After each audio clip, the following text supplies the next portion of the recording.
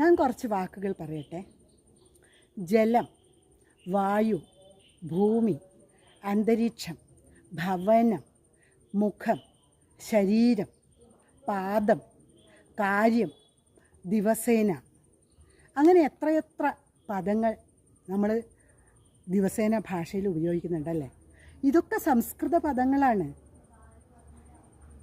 ഈ സംസ്കൃത ഭാഷ പഠിക്കുന്നത് കൊണ്ടുള്ള ഏറ്റവും പ്രയോജനം എന്താണെന്ന് ചോദിച്ചാൽ പറയാൻ പറ്റുമോ? ഞാൻ പറയട്ടെ, മലയാള ഭാഷ ഏറ്റവും കൂടുതൽ ഇംപ്രൂവ്ഡ് ആവുന്നു എന്നാണ് അതിൻ്റെ പ്രയോജനം. അധ്യാത്മ രാമായണം, അതായത് തുഞ്ചത്തെഴുത്തച്ഛൻ്റെ ആ മഹനീയമായ രചനയോടെയാണ് നമ്മുടെ മലയാള ഭാഷ ഇത്രയും സമ്പുഷ്ടമായത്.